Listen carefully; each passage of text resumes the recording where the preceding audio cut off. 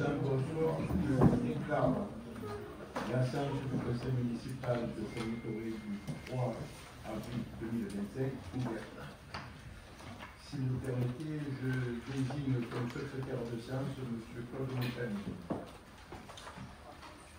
Je voudrais vous informer que dans cette assemblée, il y a la présence d'une sténotypiste qui est ici, elle est derrière. Alors c'est pour avoir plus de précision et pour éviter tout commentaire ou toute suggestion qui ne pourrait pas être retransmise dans les comptes rendus. Donc cette personne, ça sera beaucoup plus précis et beaucoup plus représentatif de ce qui se passe.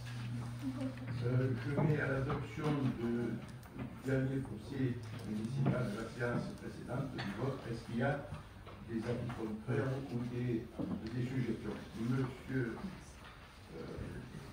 Monsieur Jessi, vous avez la parole. Vous avez l'honneur d'ouvrir les débats. Merci. Ça marche pas?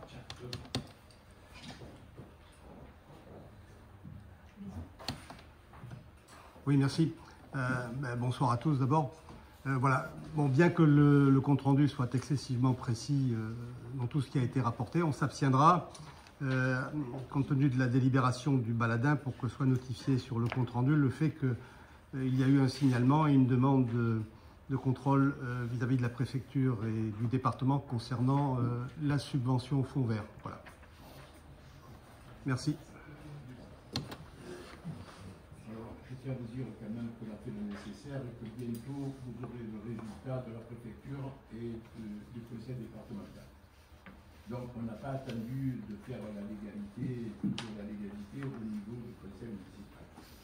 Donc c'est bien que vous soyez attentifs, mais rassurez-vous, on a pris le précaution. Donc je vais me mettre en considération ceux qui sont pour, ceux qui s'abstiennent. Ok, je vous remercie. Alors, je vais demander à M. Montagny de donner lecture des décisions.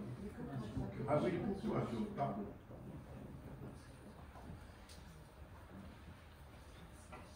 Alors, procuration, Madame Nussac donne procuration à M. Lamarck. Monsieur Vidal donne procuration à Madame Zoulavian. M. Tormos donne procuration à M. Dupuis. Et Madame Logier donne procuration à M. Rajola. Donc, je vous formule la question. M. Montagny, vous allez donner lecture des décisions qui ont eu entre les deux conseils municipaux. Merci, Monsieur le maire. Bonsoir, chers collègues. Alors, décision numéro 9. Signature du marché afférent au marché de travaux portant sur la création d'un kiosque carré au 12 rue Marcel Couvet. Décision numéro 11, signature du lot 1, cloison doublage, faux plafond, vue sur l'extérieur du marché afférent au marché de travaux portant sur l'aménagement de la médiathèque de Saint-Victoré. Décision numéro 12, signature du lot 02, électricité luminaire du marché afférent aux travaux portant sur l'aménagement de la médiathèque à Saint-Victoré. Décision numéro 13, signature du lot 3, menuiserie intérieure du marché afférent au marché de travaux sur l'aménagement de la médiathèque de Saint-Victoré. Décision numéro 14. Signature du lot 4, mobilier, marché afférent au marché de travaux portant sur l'aménagement de la médiathèque de Saint-Victoré. Décision numéro 15. Signature du lot 5, revêtement de sol et murs du marché afférent au marché des travaux portant sur l'aménagement de la médiathèque de Saint-Victoré. Décision numéro 16, signature du lot 6, menuiserie extérieure du marché afférent au marché de travaux portant sur l'aménagement de la médiathèque de Saint-Victoré. Décision numéro 17, signature du lot 7, peinture du marché afférent au marché de travaux portant sur l'aménagement de la médiathèque de Saint-Victoré. Décision numéro 18, signature d'une convention pour des services de prestation d'assistance et de conseil juridique avec le cabinet de Denis Rebuffat et associés.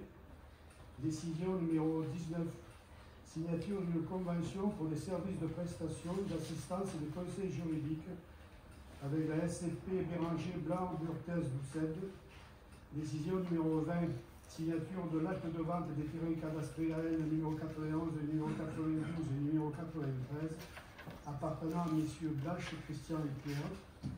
Décision numéro 21, signature de l'avenant numéro 1 afférent à la délégation de services publics pour l'exploitation, l'animation et la gestion du centre de loisirs Georges et Bernadette Roux pour les accueils extrascolaires. Signature, décision numéro 22, signature du marché afférent au marché de travaux portant sur la démolition de la Villa Boyer, rue Marcel Couvet sur la commune de Saint-Victorin.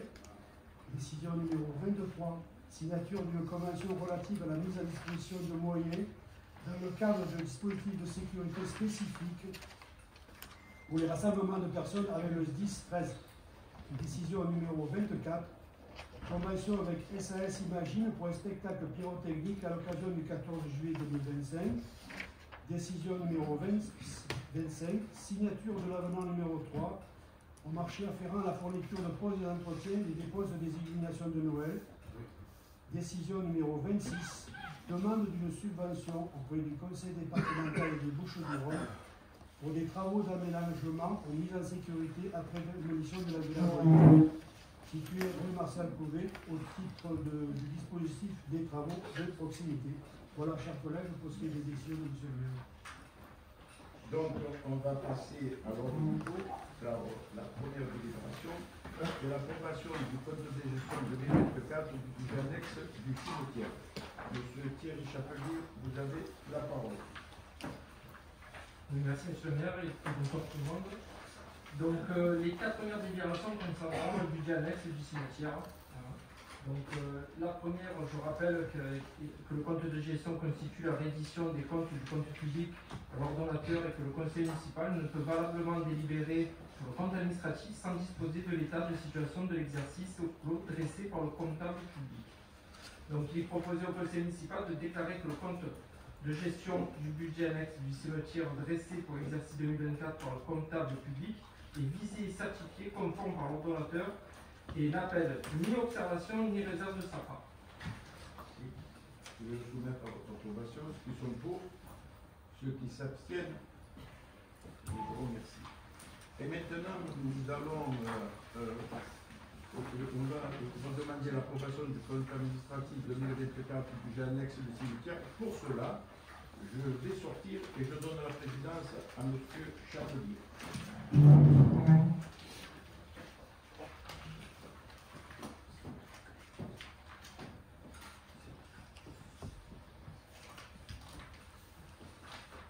Oui, donc il est proposé au conseil municipal d'approuver le compte administratif 2024 au budget annexe du cimetière. Donc nous avons un résultat de l'exercice 2024 de 36 euros qui correspond à 11 497,84 euros de recettes et 11 461,84 euros de dépenses. Nous en sommes bien sûr sur la partie fonctionnement. À ça, on a le report antérieur, le résultat report antérieur pour 37 956,28 et nous avons donc un excédent de clôture pour le budget de fonctionnement à 37 992,28. Sur la partie investissement, le résultat de l'exercice 2024 est de 11 425,84 avec 167 711,46 de recettes et 156 285,62 de dépenses. À ça, pareil, le résultat antérieur qui était à moins 27 922,32. Nous avons donc un déficit de clôture de 16 487,48. Vous avez vu pour cette, justement, un feuillet rose pour celui-ci, c'était juste dans le tableau, c'était marqué exercice 2023. Le cimetière n'était pas recette. Donc, je vais passer pour ceux qui sont pour, pour ceux qui s'abstiennent.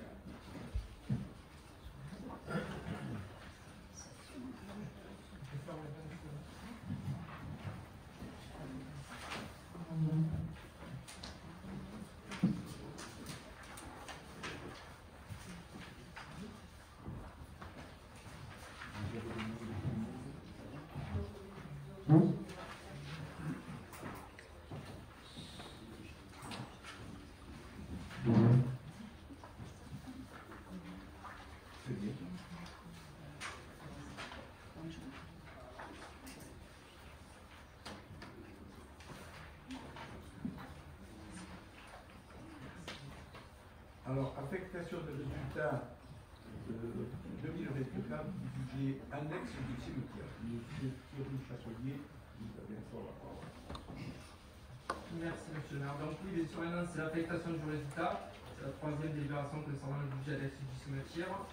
On a vu tout à l'heure qu'il y a un résultat de clôture de 36 €, avec le résultat reporté de 37 956,28 €. Nous avons un résultat accumulé donc de 37 952,28 €.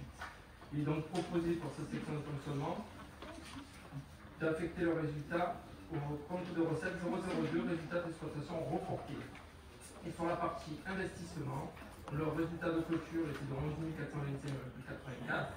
Le résultat reporté au cumul était de 27 922,32. Donc nous avons un résultat cumul 2024 à affecter à moins 16 496,48. Donc qui est proposé d'affecter le résultat en section d'investissement au compte de dépenses 001, solde d'exécution de la section d'investissement reporté. Et de prendre ces résultats au budget primitif 2025 dans la prochaine délibération annexe du cimetière. Très bien. Je vais soumettre à votre vote ceux qui s'abstiennent. Merci. Approbation du budget primitif 2025 du budget annexe du cimetière. Monsieur Chapelier, on va le voter chapitre par chapitre. Je vous donne la parole. Merci, monsieur Laurent. Sur la partie du budget primitif du cimetière, on est quand même assez sur de peu nombreux chapitres, donc ça va passer assez vite. Donc oui, sur le budget primitif du cimetière pour l'exercice 2025, c'est équilibre en recettes et en dépenses, bien sûr. Nous avons prévu sur la partie fonctionnement des dépenses pour 54 488,76 et sur la partie recettes pour 54 488,76. Et sur la partie investissement, des dépenses sur recettes à hauteur de 16 496,48. Donc on va voter chapitre par chapitre.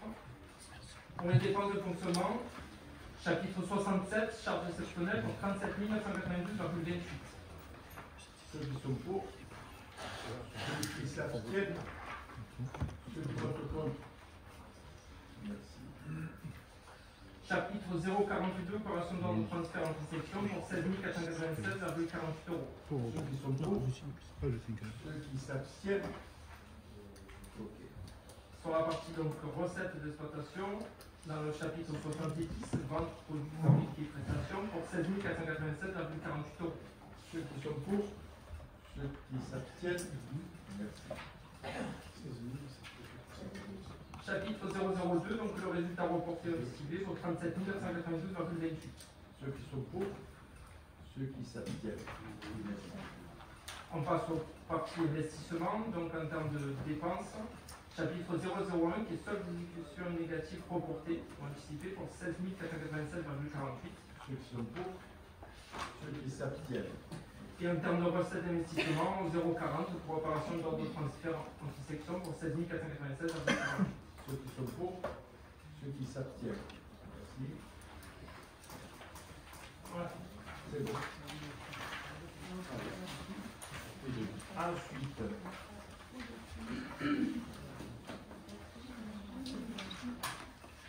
approbation du code de gestion 2024 du budget principal.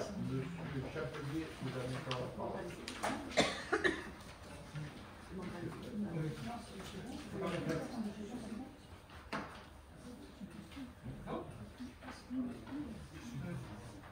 Donc pour le cimetière, il est proposé au conseil municipal de déclarer que le compte de gestion du budget principal de la commune dressé pour l'exercice 2024 par le comptable public est visé et certifié par l'ordonnateur et il n'appelle ni observation ni réserve de sa part. Donc je vais soumettre votre approbation. Ceux qui sont pour, ceux qui s'abstiennent, merci beaucoup. Ensuite, il s'agit du code administratif 2024 du budget principal. Je sors et je donne la présidence à M. Chapelier.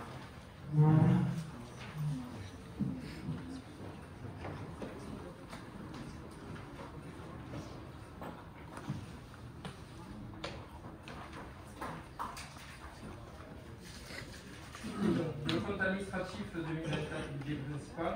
Donc pour l'exercice, pareil, la même copie, c'est pour ça que vous avez eu le feuillet rose pour reprendre les données. Donc les dépenses en termes de fonctionnement pour l'exercice 2024 étaient de 8 99 486,63 € et des recettes pour 7 933 438 €.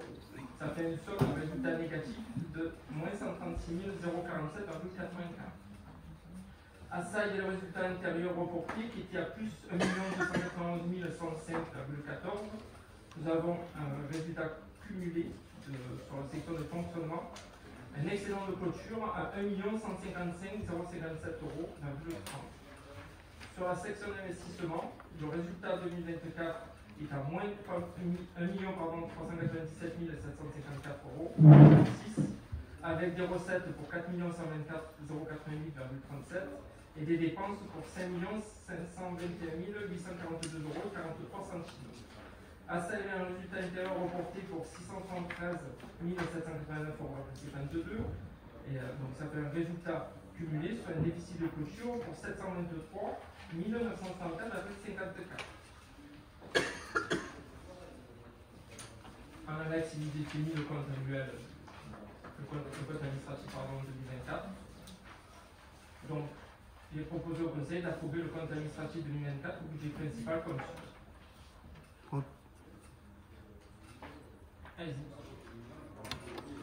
Oui.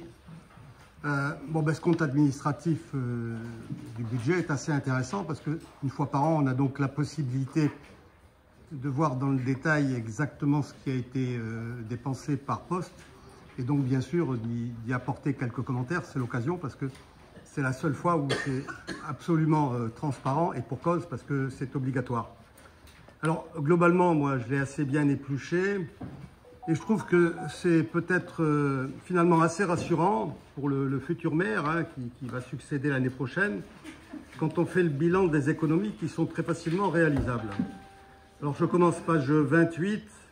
Nous avons 54 000 € de frais de contentieux, qui est un chiffre énorme, une dépense que je trouve un peu scandaleuse, évitable à l'évidence avec un minimum de professionnalisme et d'esprit de justice, confère l'affaire Aïtabas, qui a été indemnisé à hauteur de 40 000 € suite, bien évidemment, à un suivi de projet qui était complètement hors norme. Puis on connaît aussi les frais générés par les procédures faites aux opposants. J'en ai fait personnellement les frais alors que j'ai été relaxé dans la totalité des attaques infondées.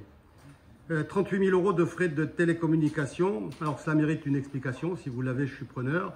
Je me demande ce que justifie un tel chiffre quand on connaît le prix d'un abonnement d'une box avec appel illimité. Catalogue et imprimé, il apparaît 20 800 €. Alors moi, je n'ai pas trouvé précisément le montant, vous savez, de la fameuse brochure de propagande électorale de plus de 300 pages, là, qui a été distribuée en fin d'année sur papier glacé, qui reprenait tout ce qui a été largement publié dans la revue municipale. Alors, mis à part l'intérêt promotionnel électoral, est-ce que c'était réellement utile? Si vous avez la somme exacte de ce catalogue de fin d'année, là je suis preneur parce que je ne l'ai point trouvé précisément dans le compte administratif. Ensuite, j'ai noté 73 000 € de fêtes et de cérémonies. Alors je trouve que c'est un peu lourd, surtout on regarde ce qui est proposé sur la commune, c'est-à-dire pas grand-chose en fait. Au passage, je pense avoir trouvé le coût de l'Odéon, page 103.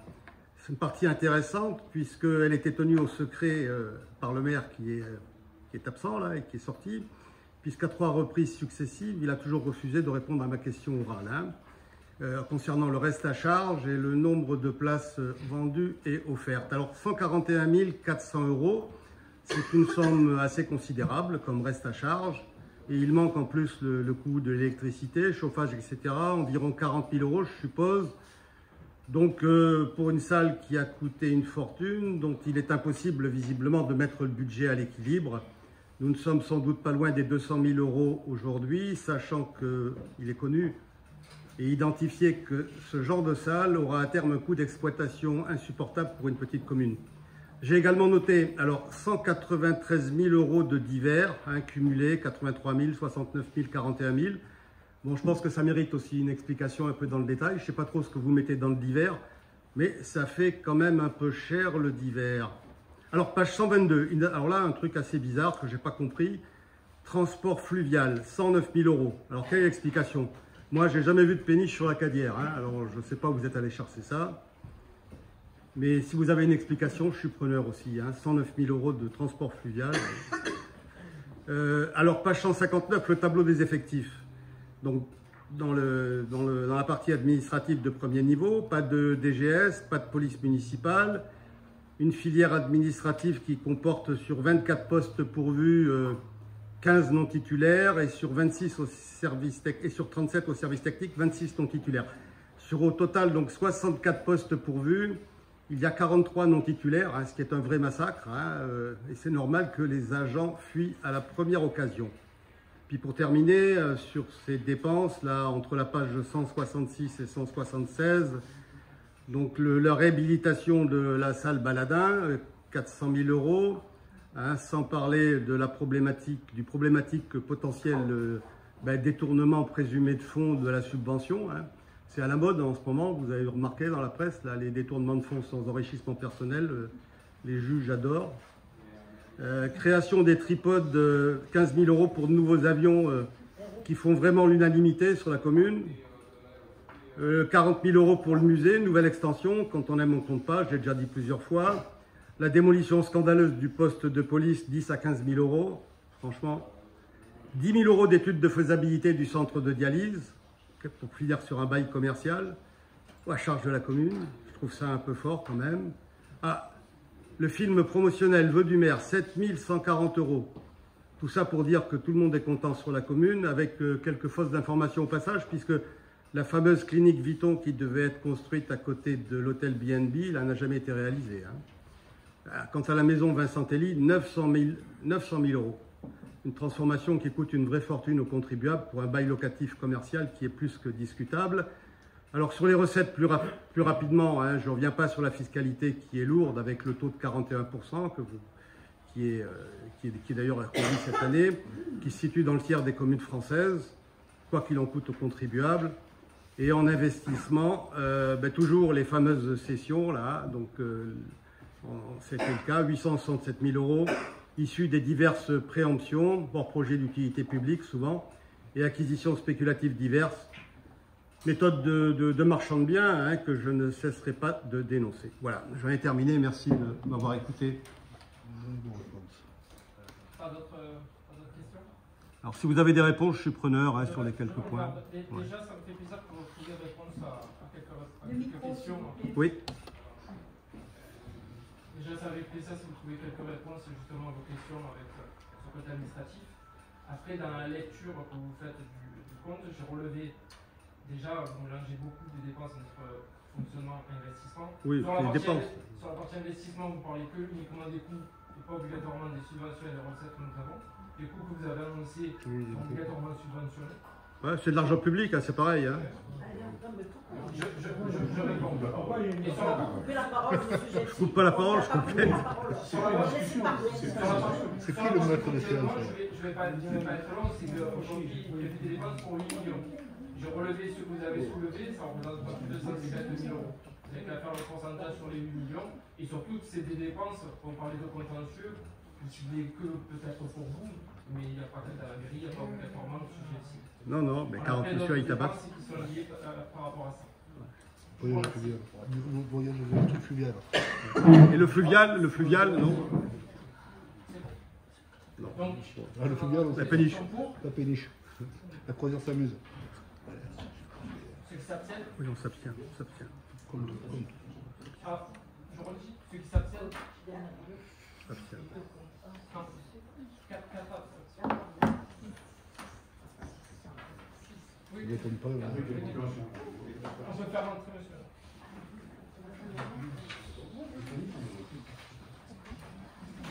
Dans le voyage fluvial, on ne sait toujours pas. On ne sait pas. On ne saura jamais. Que les amas de la bateau. C'est mon tour que je sais. Allez, Gilou. Allez, Gilou. Ah ouais.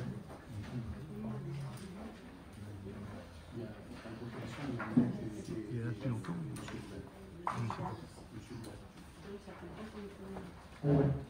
Alors, affectation des résultats 2024 du budget principal. Monsieur Thierry Chapelier, vous avez encore la parole. Merci, monsieur. Donc, on va passer sur l'affectation du résultat. Donc, pareil, vous avez un feuillet rose concernant cette délibération. 2024. Donc la section de fonctionnement du budget principal fait apparaître un résultat cumulé excédentaire sur 2024 de 1 155 057,30. Il est constitué de résultats de l'exercice 2024 et du cumulé du résultat reporté des exercices précédents comme indiqué ci-dessus. Donc sur la partie fonctionnement, donc on a vu le résultat négatif pour 2024 de 136 047,84 avec le résultat cumulé reporté de 2023 à 1 291 105,14. Nous avons un résultat cumulé de 2024 à affecter à 1 155 057,14. Donc il est proposé d'affecter ce résultat au compte recette 002, résultat de fonctionnement reporté. Sur la partie section investissement, résultat de clôture l'exercice 2024 à moins 1 397 754,06, avec un cumulé au résultat 2023 de 673 789,52. Donc nous avons un résultat cumulé 2024 à affecter de moins 723 964,54. Donc il est proposé d'affecter ce résultat au compte de dépenses 001, solde d'exécution de la section d'investissement reportée, et de reprendre ce résultat bien sûr au budget primitif de 2025. Merci. Je vais soumettre en approbation ceux qui sont pour, ceux qui s'abstiennent, ceux qui votent Pardon. Merci.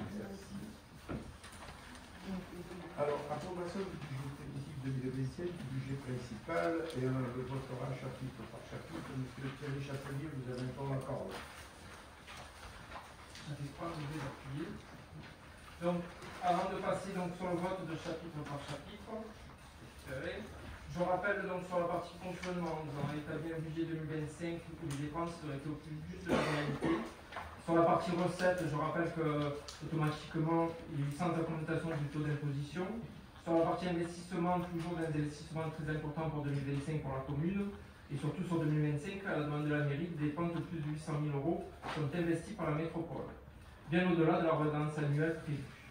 Et le tout, bien sûr, toujours sans emprunt. On va passer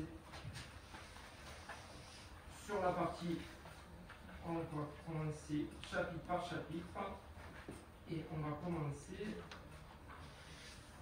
par le fonctionnement. Les commentaires, c'est après? Oui. D'accord.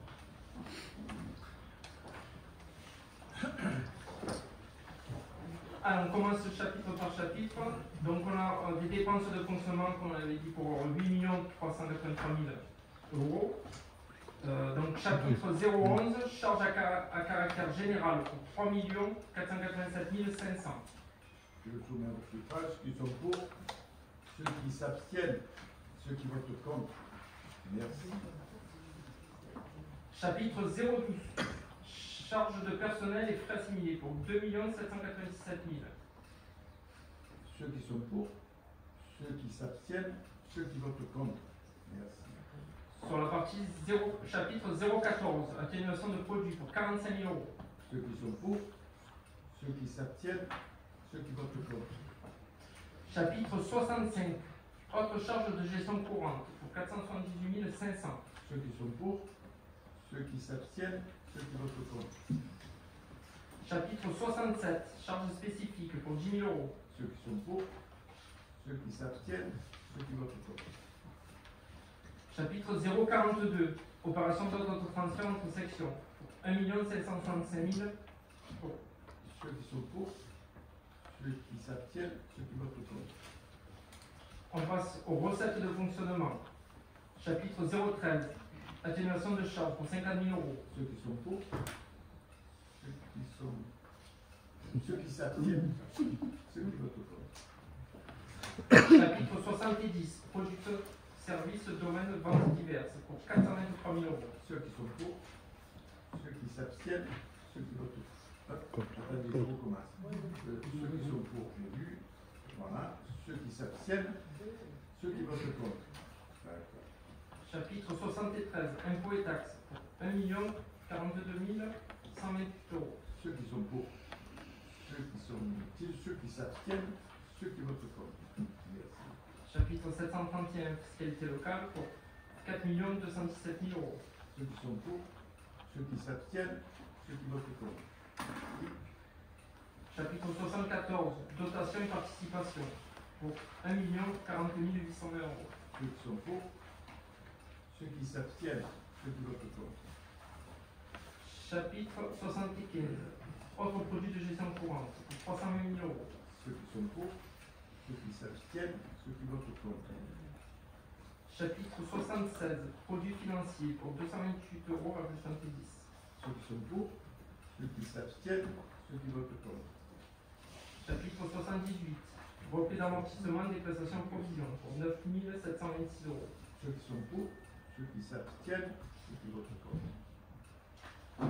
Chapitre 042, opération d'ordre de transfert entre sections, pour 125 000 euros. Ceux qui sont pour, ceux qui s'abstiennent, ceux qui votent contre. Et enfin, chapitre 002, résultat reporté ou anticipé pour 1 155 057,30. Ceux qui sont pour, ceux qui s'abstiennent, ceux qui votent contre. On a fini pour la partie fonctionnement. On va faire la partie investissement.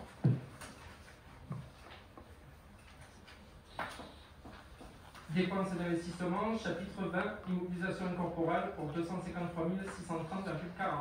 Ceux qui sont pour, ceux qui s'abstiennent, ceux qui votent contre.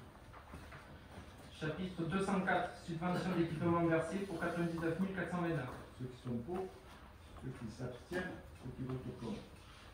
Chapitre 21, immobilisation corporelle pour 3 871 508,60 euros. Ceux qui sont pour, ceux qui s'abstiennent, ceux qui votent contre. Chapitre 23, immobilisation en cours pour 1 199 900,68. Ceux qui sont pour, ceux qui s'abstiennent, ceux qui votent contre. Chapitre 16, emprunt et dette assimilée pour 31 195,18 euros.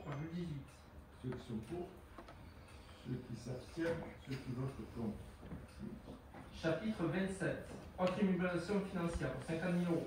Ceux qui sont pour, ceux qui s'abstiennent, ceux qui votent contre.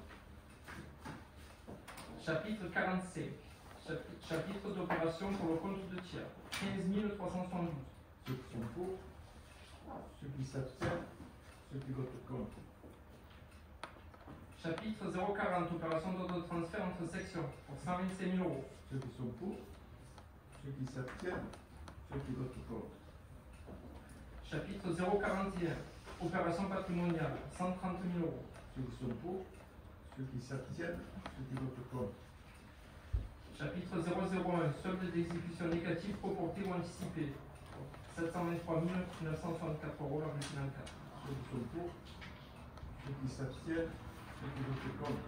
Et donc nous avons un total pour 6,5 millions. On passe aux recettes d'investissement. Chapitre 13, subvention d'investissement pour 2 987 920,75 euros. Ceux qui sont pour, ceux qui s'abstiennent, ceux qui votent contre. Chapitre 10, dotation, fonds divers et réserves pour 700 000 euros. Ceux qui sont pour, ceux qui s'abstiennent, ceux qui votent contre. Chapitre 16, emprunt et dette assimilée pour 2 079,25 euros. Ceux qui sont pour, ceux qui s'abstiennent, ceux qui votent contre. Chapitre 27, autre utilisation financière pour 50 000 euros. Ceux qui sont pour, ceux qui s'abstiennent, ceux qui votent contre. 024, produit de cession d'utilisation, 915 000 euros. Ceux qui sont pour, ceux qui s'abstiennent, ceux qui votent contre. Chapitre 45, chapitre d'opération par le compte de tiers pour 150 000 euros. Ceux qui sont pour, ceux qui s'abstiennent, ceux qui votent contre. Chapitre 040, opération d'ordre de transfert entre sections pour 1 565 000. Ceux qui sont pour, ceux qui s'abstiennent, ceux qui sont contre. Chapitre 041, opération patrimoniale pour 130 000 euros. Ceux qui sont pour, ceux qui s'abstiennent, ceux qui votent contre. On a donc un total de 6 millions.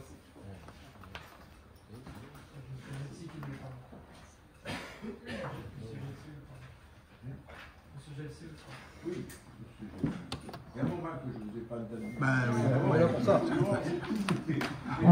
On va le refaire. je ne vais pas vous décevoir. Juste une aparté, avant de vous donner la parole, c'est en fait l'orientation budgétaire était vous avez pensé. Oui, oui, tout à fait. Là, tout à on fait. est juste sur l'aspect Oui. chiffré. Validation, c'est la validation de l'orientation budgétaire. D'accord, non, je ne vais pas être long, mais... Faut pas que ce soit un Non, je ne vais pas redire tout ce que j'ai dit la dernière fois, rassurez-vous. Simplement, juste pour préciser que expliquer un petit peu pourquoi on a voté contre, c'est que ces projets d'investissement nous paraissent injustifiés. Bon, je passe sur le salon de thé qui concurrence les structures existantes pour un bail commercial. La halle de high stock qui est sans doute pas du tout le sport provençal adapté. Les futures démolitions qui sont onéreuses et contre-productives et qui effraient un peu les administrés. L'investissement pour le musée, etc. Ensuite, en ce qui concerne globalement la fiscalité, un point particulier que je n'ai pas évoqué la dernière fois, c'est que concernant les commerçants, je note que, non content de les mettre en concurrence, vous les matraquez fiscalement par l'intermédiaire de la taxe locale sur la publicité extérieure, qui est optionnelle et que beaucoup de communes n'appliquent pas. Alors personnellement, je pense qu'une suppression pure et simple de cette taxe scandaleuse est souhaitable. De mon point de vue, c'est un vrai racket fiscal qui peut mettre en difficulté les petits commerces. Vous prenez 4 millions d'euros de subventions, d'argent public, de nos impôts, et vous trouvez le moyen de prendre en plus encore, je crois que la somme, c'est 70 000 euros aux commerçants. Alors quand vous dites que vous n'augmentez pas les impôts, c'est faux, car vous utilisez, ça le démontre, à fond tout le spectre possible, monsieur le maire. C'est vrai ce que vous faites aussi pour la taxe foncière, qui est assujettie à l'augmentation considérable de la base, qui est la valeur locative et dont vous présidez la commission. Merci. Voilà, donc je le soumets à tous. C'est fait. Non, ça a été fait. Ça a été fait. C'est fait. Non, c'est sûr, c'est sûr. Eh oui, mais j'ai expliqué pourquoi. C'est fait. C'est fait. C'est fait. J'ai déstabilisé.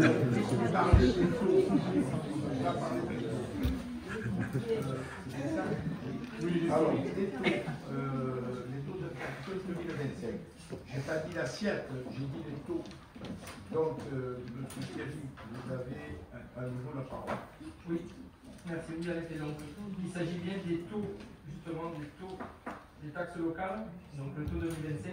Donc, dans le cadre, le taux d'imposition applicable dans la commune de Saint-Victoré seront les suivants. Taxes locales, donc taxes foncières sur les propriétés bâties pour 41,16%, taux communal 26,11% et taux départemental pour 15,05%. Taxes foncières sur les propriétés non bâties pour 44,86%. Taxe d'habitation sur les résidences secondaires et logements vacants, 13,89%. Donc, il est proposé au conseil municipal d'adopter les taux communaux pour l'exercice 2025, qu'on définit ci-dessus, et d'autoriser M. le maire à signer tous les autres documents afférents à ce dossier. Ouais, juste une chose, si vous permettez. Monsieur Jessie. Oui. Non, ben, le tableau que vous avez mis dans les annexes, il est faux, là, c'est pas professionnel. Il n'y a plus de taux départemental depuis 2 ans, c'est pas la peine de le notifier, il a disparu. Et si vous voulez faire une présentation exhaustive de la fiscalité locale, tenez compte de la réalité actuelle, parce que le taux cumulé approche les 60%, 58,88%, quand on ajoute les 14% de taxes sur les ordures ménagères et les reliquats intercommunaux. Et la question fondamentale, c'est pourquoi ne pas baisser votre taux de 41%, que vous maîtrisez, de manière à compenser l'augmentation des bases, dont vous avez une part de responsabilité, parce qu'il est mensonger de dire que vous n'augmentez pas les impôts. Moi, j'invite tous les administrés et cette assemblée ici présente à faire l'historique de leur taxe foncière. Elle a quasiment doublé en 20 ans. De plus, nous avons subi ces 3 dernières années quasiment 10% d'augmentation liée à l'inflation, non indexée. Et c'est la raison pour laquelle les communes de Marignane, d'Épennes, de Cabriès ont baissé leur taux de plusieurs points pour justement ne pas augmenter les impôts. Ce que vous ne faites pas. Merci. Non, on est chez nous. On est chez nous. On va habiter là-bas.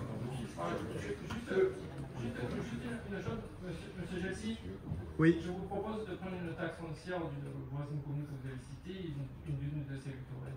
Vous les comparez. Mais oui, mais quand vous voulez, mais bien sûr. Mais oui.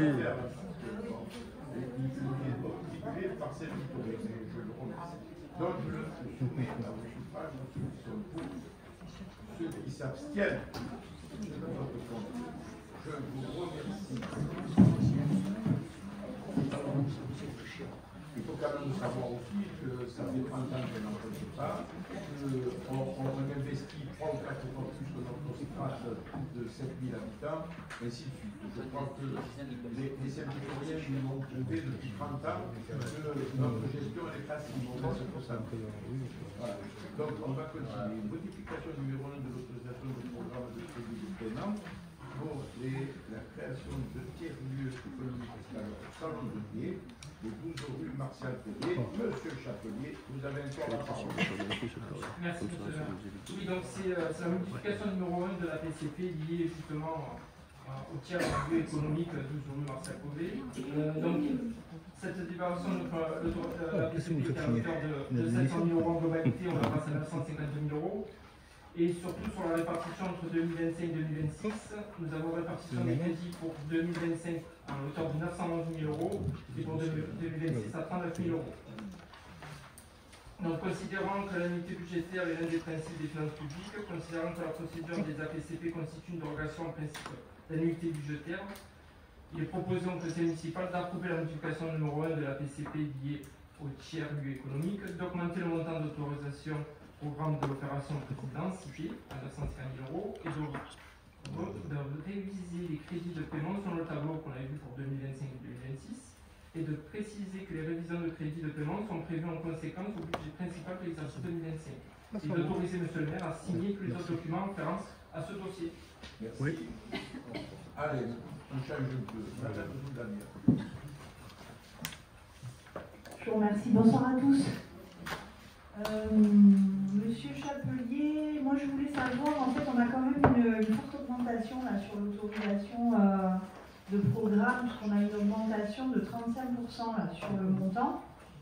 Je voulais savoir pour quelle raison en fait on a eu cette augmentation de 256 000 € concrètement hein, sur le devis, en gros, sur les opérations en cours. Qu'est-ce qui a fait qu'on a une telle augmentation affichée pour 2025?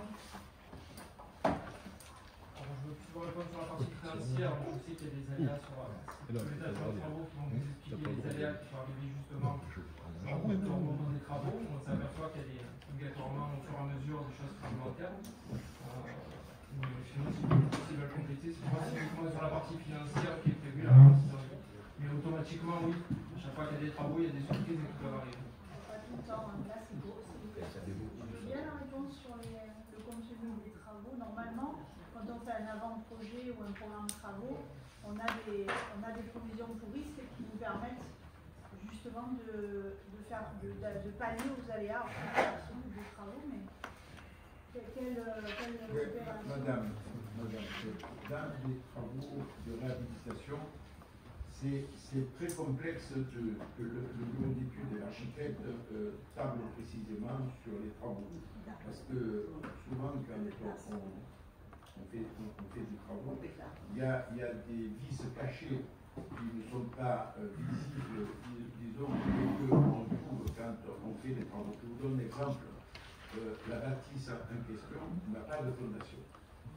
C'est-à-dire que quand ils ont commencé à creuser, ils se sont aperçus que le mur se fendillait, donc ils ont cherché à comprendre, et en creusant, ils ont vu qu'il n'y avait pas de fondation. Donc il a fallu qu'on creuse tout autour des fondations et qu'on renforce par du béton armé et de la ferraille pour consolider la bâtisse. Alors on aurait pu la démolir complètement, sauf que c'est une bâtisse qui est mitoyenne avec d'autres propriétaires. On ne pouvait pas se permettre de démolir et de reconstruire. C'est ce qu'on a fait par exemple ici dans cet hôtel de ville, on a tout démoli et on a tout reconstruit. Parce qu'il n'y avait pas de vis-à-vis et on pouvait le faire. Là-bas c'était plus compliqué, il a fallu consolider la bâtisse et il a fallu mettre des poutres, des IPN et tout pour consolider pour pas que les murs s'ouvrent en deux. Voilà pourquoi il y a cette différence de prix du départ. Mais c'est justifié avec toutes les personnes qui travaillent sur la partie technique et qui nous obligent à le faire. Parce que sinon, il n'y a pas de garantie décennale si elle ne fait pas les travaux dans les règles de l'art. Voilà, tout simplement. Donc je le soumets. Oui, pardon. Oui. Oui. va nous parler de la piscine et de l'agrandissement de la maison, c'est ça. Alors, Il est complètement là. Oui. Non mais, enfin, vos arguments ne sont pas recevables. Si je comprends bien, vous engagez alors 1 million d'euros d'argent public, mais vous ne savez pas où vous allez, c'est-à-dire que vous découvrez en chemin une augmentation de 30%. Mais avant d'engager des fonds, il y a des études de faisabilité qui existent quand même, non? Cette histoire de fondation, bien sûr que c'était prévisible.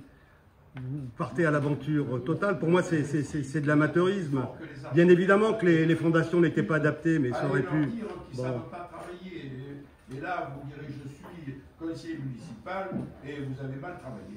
Voilà, bon. Vous lui direz, moi, tout cela pour un bail commercial, franchement, quoi. À la rue d'Aubagne, ça s'est effondré, et là on dit, ouais, mais alors on a fait le nécessaire. Quand on fait le nécessaire, on se fait critiquer. Alors, dites, mais non, mais il faut faire.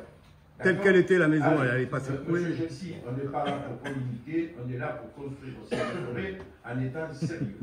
Et nous sommes sérieux. 1 million d'euros $1 million engagés dans cette affaire, là, quand même.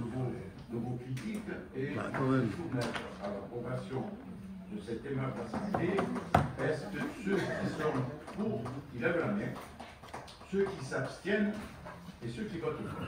Eh bien, c'est parfait. Alors, modification de l'autorisation de programme de crédit de paiement pour la création du service médecin médical au 75 boulevard Barthélemy Abadi. M. Thierry Chapelier, vous avez encore la parole.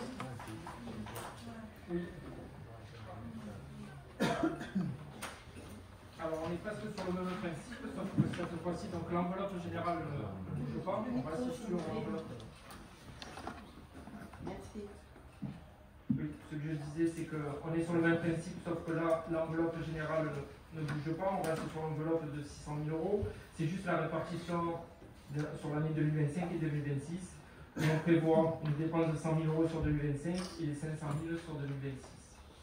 Donc, considérant que la unité budgétaire est l'un des principes des finances publiques, considérant que la procédure des APCP constitue une dérogation en principe d'annualité budgétaire, il est proposé au conseil municipal d'approuver cette modification de la PCP pour l'opération de la création du tiers-lieu médical et de refuser les crédits de paiement selon le tableau ci-dessus, de préciser les révisions de crédits de paiement sont prévues en conséquence au budget principal de l'exercice 2025 et d'autoriser M. le maire à signer tous les autres documents afférents. C'est le truc médical, Ouais, le bois Bali. Vous voulez dire quelque chose? Oui, monsieur le maire. Merci, monsieur le maire.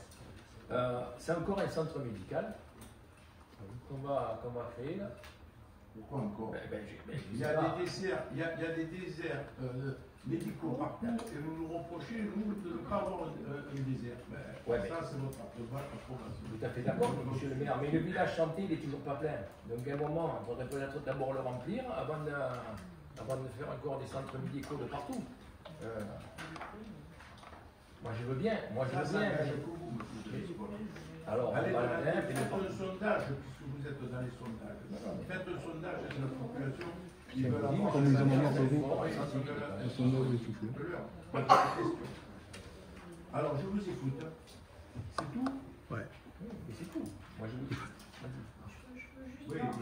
Je partage, c'était juste pour, si à un moment donné l'objectif c'est de réunir l'ensemble des services d'un hôpital au centre-ville, vous nous le dites, et comme ça il manquera les urgences peut-être, la prénatalité et la gériatrie, et après je pense qu'on aura réuni l'hôpital privé au centre-ville. Voilà, eh bien écoutez, ça c'est vous qui le pensez.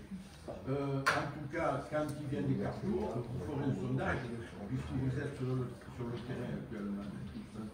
Donc faites des sondages et vous verrez si les Saint-Victoriens ils veulent des médecins ou pas, c'est tout. Ouais. Monsieur Gelsi. Oui.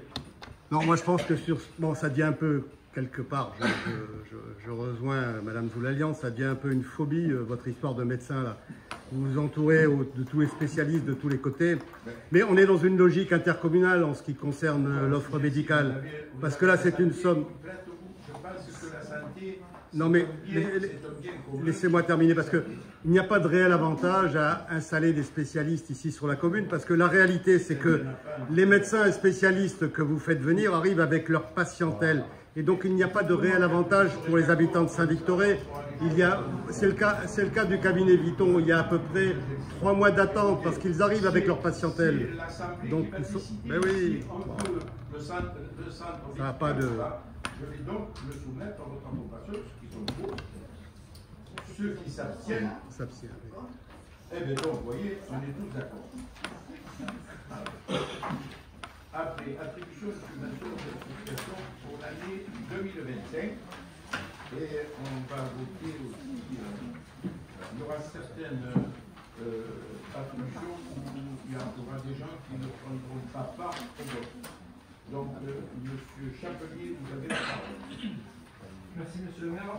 Donc oui, pour l'exercice 2025, nous avons plus de 40 associations dans le secteur aussi divers que l'association sociale, santé, jeunesse, personnes âgées, citoyennes, patrimoine, culture, le sport, sont attribués de subventions. Donc le montant total de la subvention est de 88 465. Ce qu'on a prévu cette année, c'est un premier raconte de 50% qui sera versé les jours suivant le vote. Et le solde sera versé au dernier trimestre 2025. Sauf les subventions de montant inférieur ou égal à 800 € pour l'objet d'un unique versement après le vote. Première subvention, donc la passe, c'est animation pédagogique, apprentissage du sport pour 1 000 €. Ceux qui sont pour, ceux qui s'abstiennent. L'Académie de musique de Saint-Victoré pour 5 000 €. Ceux qui sont pour.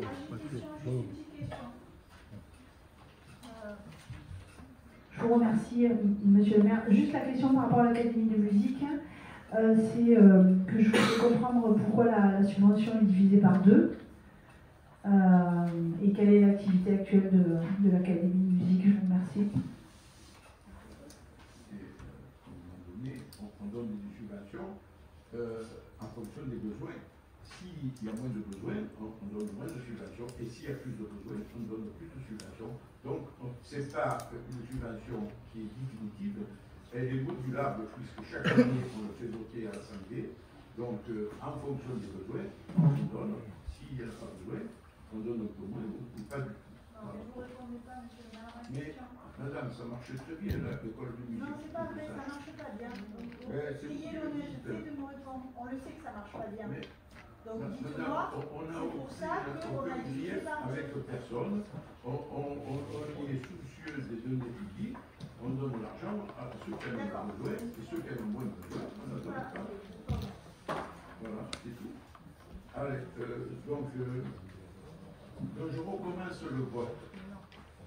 Ceux qui sont pour, alors c'est pour l'école de musique, ceux qui sont pour, ceux qui. Tout le monde est pour? Oui. Hein, contre? Oui, pour, on est pour. Parfait. Après. Donc l'association française de Reichstock. Là, j'ai une question, s'il vous plaît. Ça? Pour l'iStock. Alors, iStock. Alors en 2023, il y a eu l'inauguration du iStock. Aujourd'hui, vous me demandez de me prononcer sur les subventions. Il est à noter que depuis 5 ans, jamais je n'ai été invité par un élu de la majorité, président de l'association, à une assemblée générale. Jamais. Monsieur Vérani, pour la structure de votre association, les contribuables financeurs saint-victoriens ont déboursé 730 000 €. Et une autre phase de travaux est programmée à hauteur de 100 000 €. Alors, vous êtes dans votre sport champion du monde, sauf erreur de ma part, il n'y a eu à ce jour aucune compétition. Ma question, au vu des sommes engagées, combien d'adhérents compte votre association? Je réponds. Je vais répondre juste à un truc, c'est que vous mélangez entre l'investissement, il n'y a pas uniquement l'association actuelle qui utilise la sportive. Là, vous faites un raccourci énorme et vraiment, en plus, d'une manière pas très délicate. Parce que le centre aéré est très très heureux d'avoir cette halle sportive, les écoles également. Il n'y a que le iStock. Dans l'inauguration, et dans le budget de l'inauguration, on parlait que du iStock. On ne parlait pas des trucs à côté. Voilà. Donc, après, ce n'est pas pour les 500 € de subvention. Vous n'allez pas nous reprocher de créer des associations. Je pense que c'est la démocratie d'avoir des associations. Vous n'allez pas nous reprocher. Mais quel est le sport pratiqué? Quel est le sport pratiqué dans la salle? 500 €, c'est pas. Non. Bon.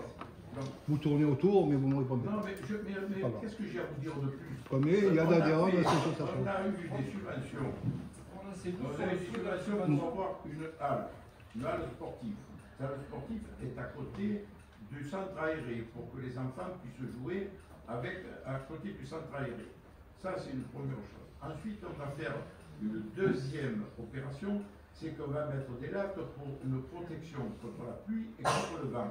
Donc c'est encore pour les enfants, mais s'il y a une association qui veut emboîter le pas en dehors des périodes scolaires, pourquoi pas? Je veux dire, c'est le bien commun, je ne vois pas pourquoi on ferait une restriction. Maintenant, si ça peut vous défaire un peu la marque, j'y peux rien. En tout cas, moi je suis un démocrate qui ouvre au maximum à toutes les associations sportives et culturelles. Ça ne me déplaît pas, mais c'est pas multisport. Monsieur Bimari, je pense qu'il ne prendra pas par le vote. D'accord? Je peux dire un mot? Pourquoi vous voulez jouer au quillon? Non, mais... C'est- Non, mais juste une précision quand même. Pourquoi vous dites que c'est une halle multisport alors qu'elle est exclusivement dédiée au high stock? Il n'y a... Mais il n'y a que le dessin, il n'y a que le dessin des pistes au sol. Non? On utilise cette halle sportive pratiquement tous les mercredis et toutes les vacances scolaires. Il faut faire un tour de temps en temps. Eh bien, c'était pas le cas le jour de l'inauguration. Ah, mais c'est sûr que les gens ne pas l'utiliser. Bon, allez. Donc, est-ce que je l'expose? Non. Monsieur Bimari ne prend pas part au vote. Ceux qui sont pour. Ceux qui s'abstiennent. Alors, attendez, monsieur Lamarck. Pardon. Vous relevez, parce D'accord. qu'il y a une dame, après, elle va dire que vous avez voté, que vous avez dit le contraire. Donc, je répète, ceux qui sont pour, ceux qui s'abstiennent, ceux qui votent contre. Donc, deux contre. Après, l'amicale des donneurs de sang bénévoles. Vous avez peut-être laissé... Le micro, oui. Donc l'amicale des donneurs de sang bénévoles pour 700 €. Ceux qui sont pour. Ah, c'est du handicap. Après, Amicopter pour 500 €. ceux qui sont pour. Merci. Les anciens sapeurs-pompiers de Paris pour 750 €. Ceux qui sont pour. Arc-en-ciel provençal pour 1000 €. Ceux qui sont pour. À l'unanimité. L'association sportive Jacques Prévert pour 350 €. Ceux qui sont pour. À l'unanimité. L'association parents d'élèves maternelle Cabronel pour 300 €. Ceux qui sont pour. À l'unanimité. L'atelier des amours pour 1200 €. Ceux qui sont pour. À l'unanimité. L'ASCAF Saint-Victor Athlétique pour 3200 €. Ceux qui sont pour. À l'unanimité. Le comité des fêtes pour 8000 €. Ceux qui sont pour. À l'unanimité. Coopérative scolaire école maternelle Anne-Marie pour 350 €. Ceux qui sont pour. À l'unanimité. La coopérative scolaire école maternelle Carbonel pour 600 €. Ceux qui sont pour. À l'unanimité. La coopérative scolaire école maternelle Cocteau pour 600 €. Ceux qui sont pour. À l'unanimité. Coopérative scolaire primaire Cocteau. Je dis non, 600 €. Ceux qui sont pour. À l'unanimité. Coopérative scolaire primaire Carbonel pour 1000 €. Ceux qui sont pour. À l'unanimité. Tous ensemble pour Cocteau, 400 €. Ceux qui sont pour. À l'unanimité. Petit coup de pouce pour 400 €. Ceux qui sont pour. À l'unanimité. La Croix-Rouge française pour 1000 €. Ceux qui sont pour. L'école des jeunes pompiers de Marignane pour 500 €. Ceux qui sont pour. À l'unanimité. Football Club Saint-Victoré pour 23 000 €. Alors, M. Rajola ne prend pas part au vote. Non, mais il faut le dire. Donc, ceux qui sont pour, à l'unanimité. Groupe synergétique Marignanais pour 500 €. Ceux qui sont pour, à l'unanimité. Gymnastique Club de Saint-Victoré pour 2000 €. Ceux qui sont pour, à l'unanimité. Handball Club de Saint-Victoré pour 500 €. Ceux qui sont pour, comme faites peur, vous êtes tous pour. Ah, va changer. Moi, je va changer, faut va changer. Impact Karaté Club pour 10 000 €. Ceux qui sont pour, à l'unanimité. La boule diplomate pour 7 615 €. Ceux qui sont pour, à l'unanimité. La farandole Saint-Victorienne pour 6 000 euros. J'ai une question sur la farandole. Monsieur Chapelier, pour les papas. Alors, ceux qui sont pour. J'ai une question sur la farandole.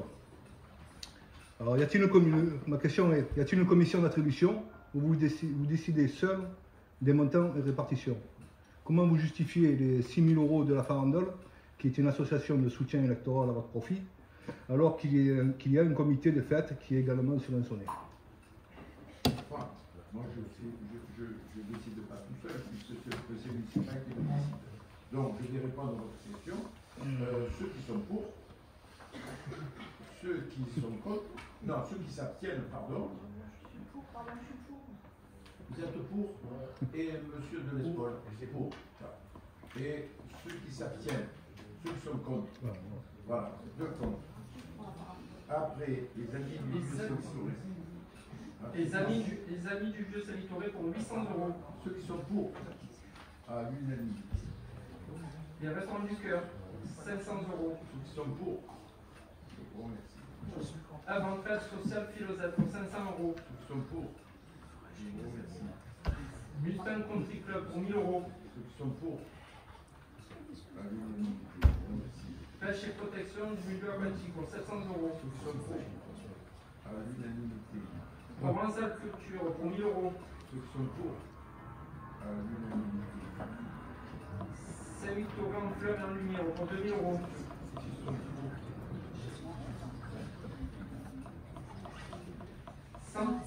Santi Victorus Corus, si j'ai bien dit, 1300 euros. ceux qui sont pour, à l'unanimité. Scrapez-vous la vie pour 500 euros. Ceux qui sont pour. Ah, j'ai une question. Hop. C'est quoi? Une petite question. Rappelez-vous le dit. C'est tout. J'ai une petite question. C'est bon? Pardon, Ah, merci, monsieur Chapelier. Alors, j'ai une petite question. En fait, on a le montant global, il a baissé par rapport à l'année dernière. 88 000 euros, 465. Alors, à quelques euros près, centaines d'euros, on est sur le même montant qu'on a versé en Et 2020. pourquoi vous ne l'avez pas maintenu complètement? On l'a maintenu là. Bon, regardons, moi je pense qu'il a baissé. Il y a des associations qui ont arrêté, qui ont disparu. Comme la FNACA par exemple. FNACA, l'UNC, Ouais, ils sont c'est vrai. C'est plus à la fin, quand même? Certains n'ont pas sur de la continuité sur la ligne. D'accord, ok. Mais sinon, c'est les mêmes. Ça danse quand même montant. Mais il y a quelques centaines d'espèces. Et elles sont parties parce qu'elles ont. Elles ont arrêté. La vieillesse. Il y en a pas qui a diminué, c'est parce qu'il a moins de. C'est les anciens combattants, il y en a moins d'armes. Heureusement qu'il y a de l'UNC. Ok, merci. Très bien, donc je le soumets à l'approbation. Ceux qui sont pour, à l'unanimité. Société de Saint-Vincent de Paul pour 1000 euros. Je ne vote pas, monsieur le maire. Voilà, monsieur Capicard de papa. Donc, ceux qui sont pour, à l'unanimité. L'UNC du Luron pour 1300 euros. On est trois, il n'a pas voté. Oh là. Alors, il y a monsieur Capicard. Il y a toute l'association qui est revenue. Madame Campanella, monsieur Traversy et monsieur Cahulla, qui ne prennent pas part au vote. C'est bien ça? Je dis ça, donc je soumets à votre approbation, ceux qui sont pour, à l'unanimité. Et l'UCEP pour 300 euros. Vous l'avez là? Ceux qui sont pour, à l'unanimité. Eh bien.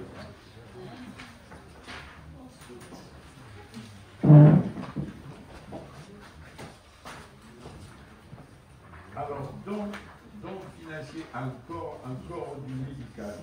Donc financier de la commune de Saint-Victoré en faveur de l'Institut Paoli Calmer. Alors, vous voyez que c'est pas dans nos murs, c'est en dehors de nos murs pour qu'on trouve des solutions. L'association pour ceux qui ont de Vincent Telly. assez important. Million d'espérance. Je vous donne la parole.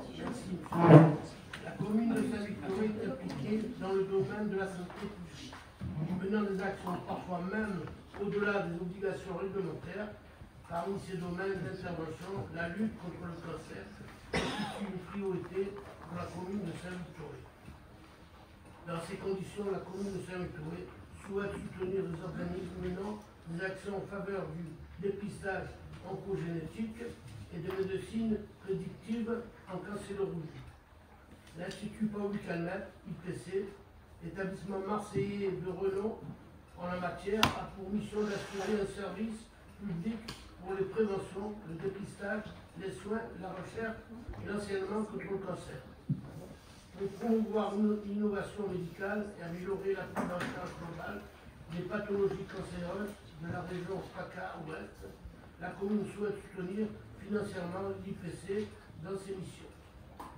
Ainsi, M. le maire propose d'attribuer un don financier à hauteur de 1 000 € au bénéfice de l'IPC. Cette participation s'illustre comme une action de la commune de Saint-Victoré en faveur de l'intérêt général et en particulier en matière de santé publique. Ce don fera l'objet d'un unique versement dans les jours suivant l'adoption de la présente délibération.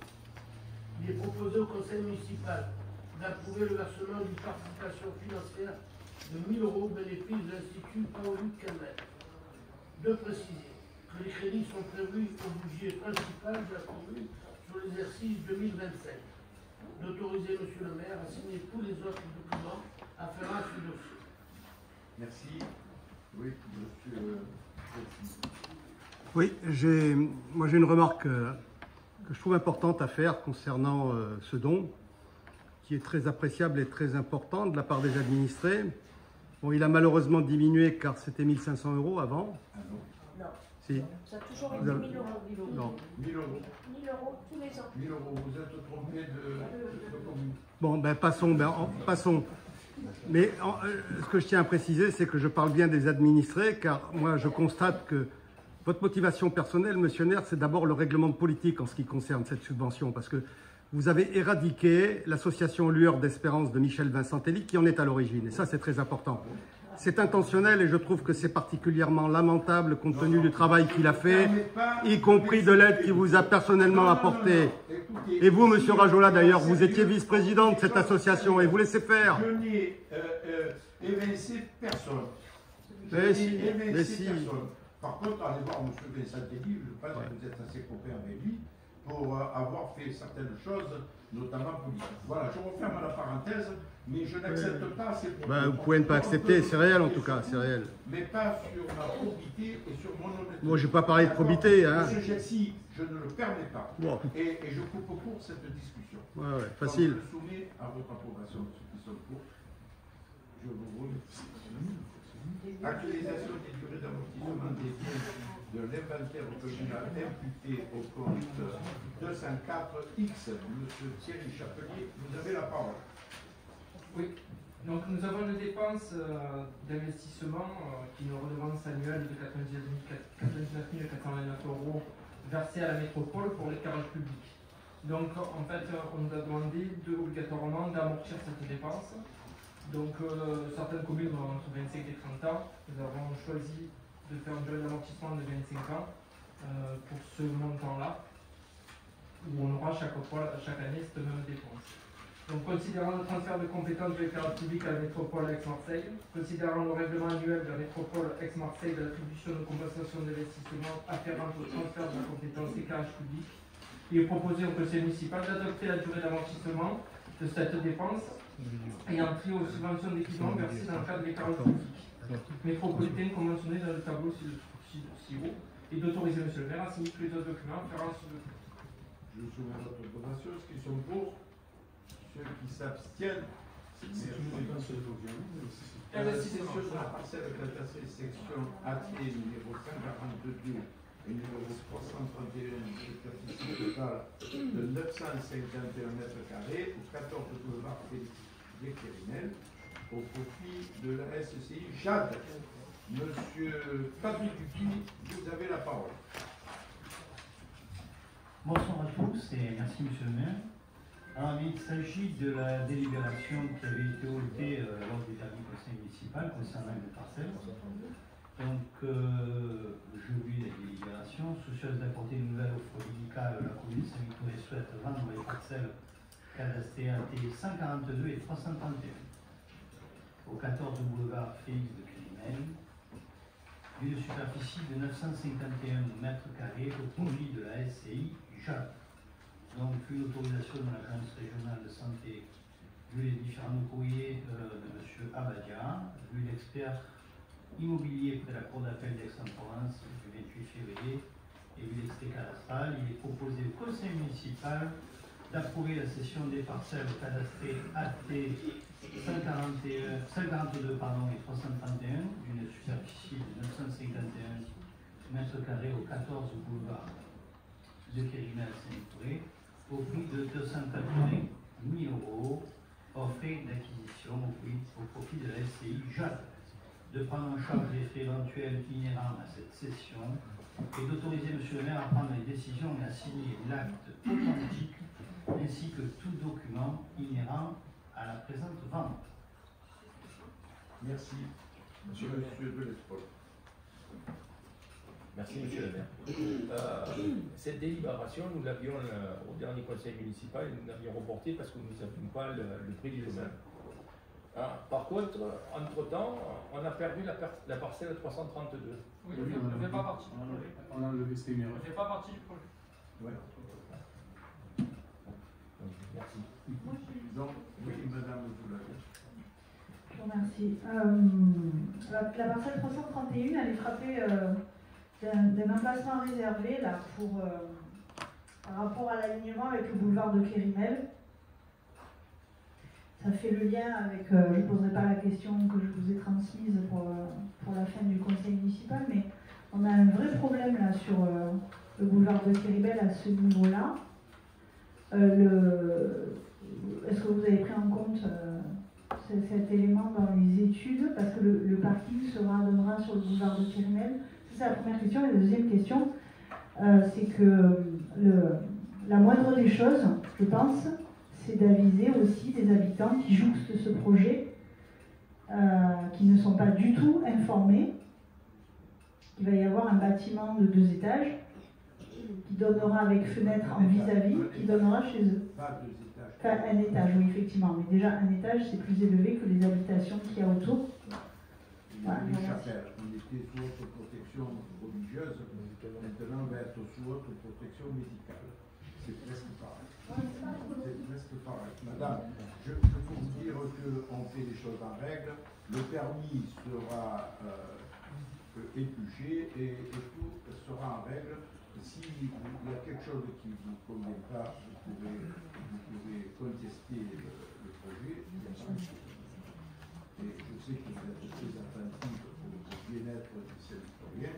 Je vous fais confiance pour que les choses se fassent dans les règles les plus absolues des riverains et des usagers. Je vous remercie. Monsieur Lamarche. Voilà, je reviens donc sur cette délibération, sur cette expertise qui est sidérante en comparaison de l'avis des domaines de la délibération suivante. On était parti sur le fait, au dernier conseil municipal, qu'il devait y avoir l'avis des domaines. Voilà, l'avis des domaines, c'est finances publiques, c'est la République française, c'est la direction régionale des finances publiques de Provence-Alpes-Côte d'Azur. Pardon? Oui, je comprends, c'est un expert judiciaire. Une expertise peut se faire, une contre-expertise. Tandis que là, c'était, de mon point de vue, c'est l'avis des domaines, avec un dossier bien étayé comme la prochaine délibération. C'était, enfin pour moi, le vote n'est toujours pas possible. Hein. Et une évaluation professionnelle des domaines semble s'imposer à l'évidence. Il n'y a pas la parcelle 332 n'est pas là.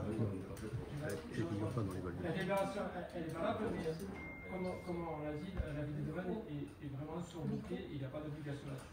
On a eu l'avis des domaines concernant ce domaine-là, on l'a eu après qu'on nous a envoyé les choses, je peux vous le faire suivre, il est même inférieur à ce qu'on montre. Mettez-le dans le truc, et ça évite toute discussion. Mais, tenez, je le fais passer. Regarde, l'avis de tout le monde. Mais le document que vous avez est largement valable. Bon, donc je soumets ceux qui sont pour, ceux qui s'abstiennent, ceux qui votent contre. Ok, merci. Ensuite, session de terrain bâti cadastré, section AX numéro 287. Divisé en 2 parcelles, donc AX 292 et AX 292. de superficie totale de 1511 m², boulevard du Petit Lodi, au profit de la SCI Vent d'Ouest, représentée par M. Sylvain et D. Monsieur Bertuca, vous avez la parole. Oui, merci Monsieur le maire, bonsoir à tous.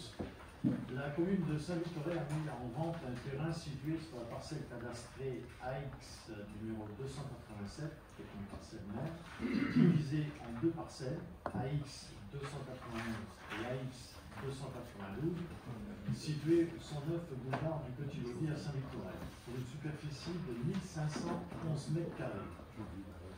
Le 1er février 2022, la commune a organisé une publicité pour affichage. 2 affiches ont été apposées au sein de la mairie ainsi que sur le panneau d'affichage extérieur. Une diffusion a été faite sur le site internet de la commune.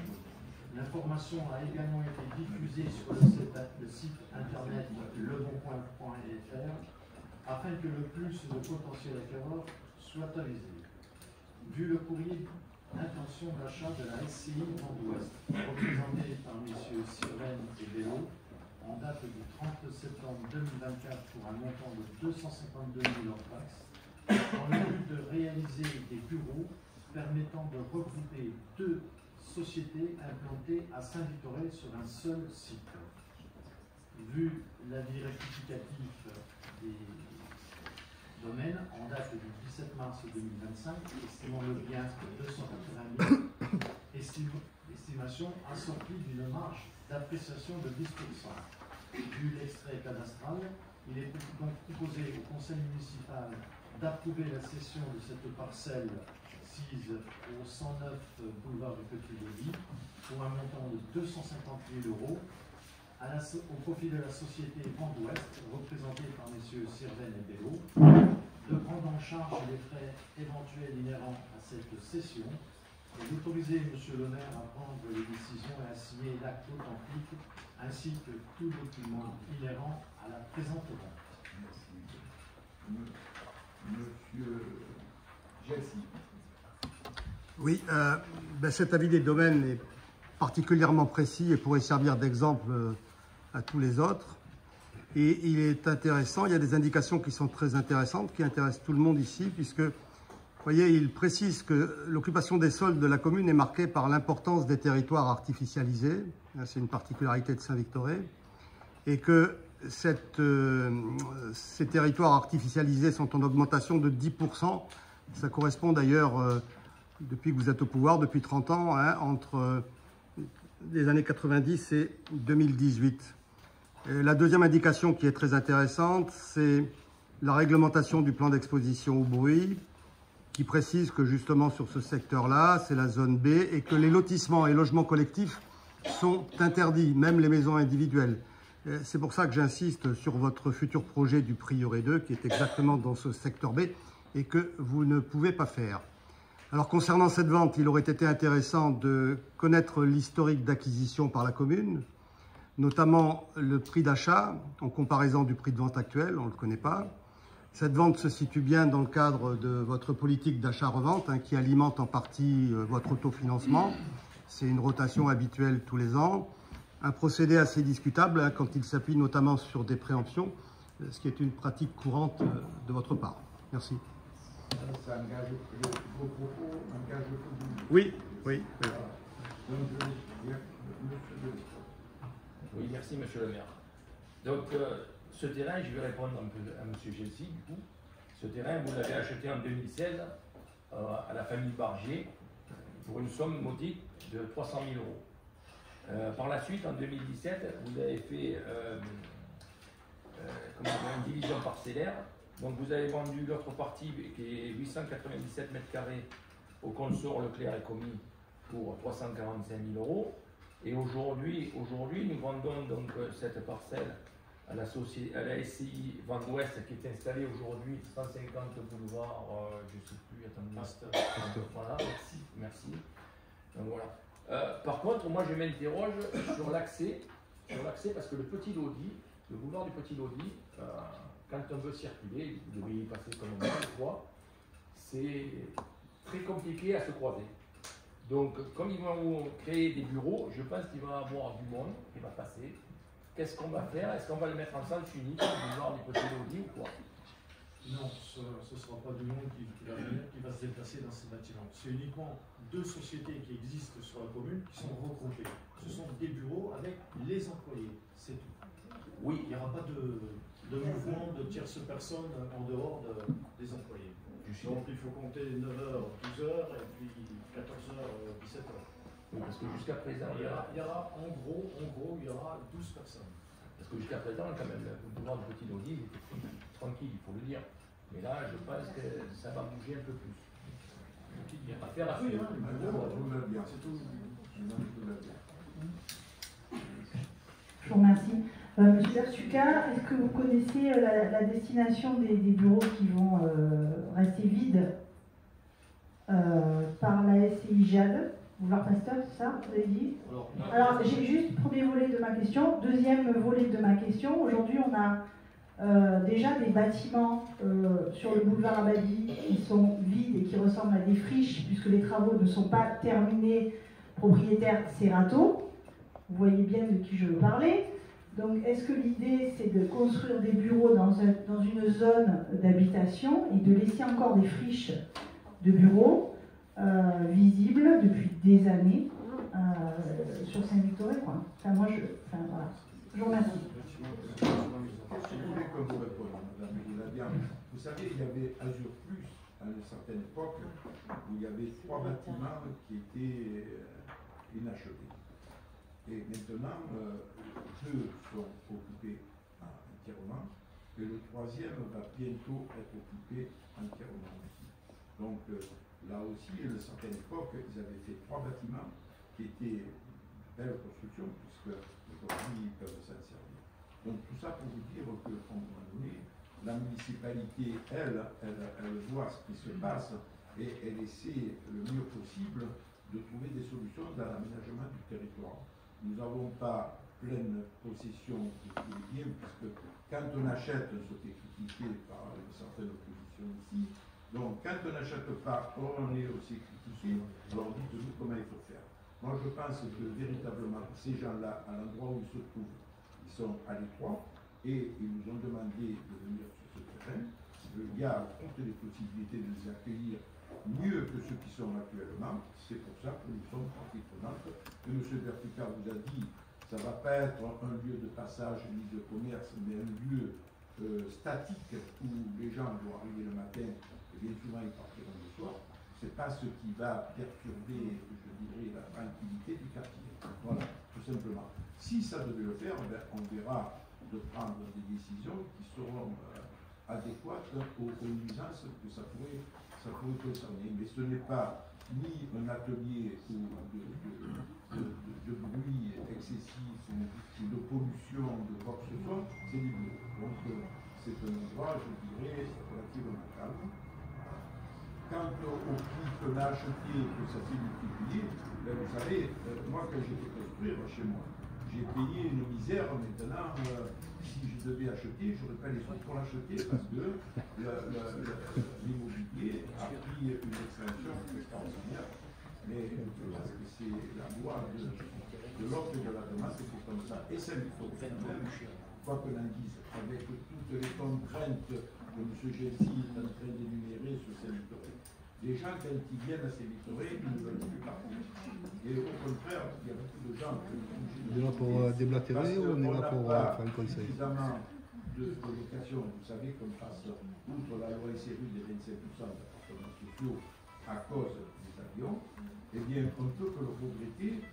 C'est une loi nationale qui, la preuve à dire, c'est qu'en 30 ans, on faut les 7000, on est toujours aux 7000. C'est parce qu'on ne peut pas construire plus que ce qui est actuellement. Sauf si on construit sans permis, comme ça fait.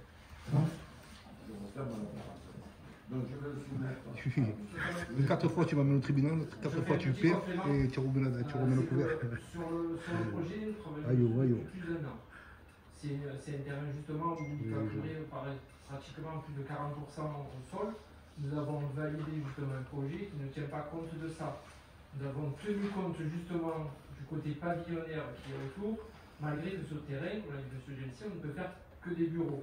Donc, nous avons tenu obligatoirement toutes les prérogatives liées, 1, à l'environnement, 2, aux possibilités du projet de faire beaucoup moins de ce qu'il s'y pourrait faire, et surtout de pouvoir accueillir, parce qu'aujourd'hui, quoi qu'il arrive, ils vont laisser les locaux vides, parce qu'ils sont à l'étroit. Je vous remercie pour votre réponse. Juste pour vous dire, M. Chapelier, qu'il n'y a pas une délibération, une session depuis des années qui concerne une nouvelle habitation, un nouveau pavillon pour qu'une nouvelle famille vienne s'installer à Saint-Victoré. C'est un constat.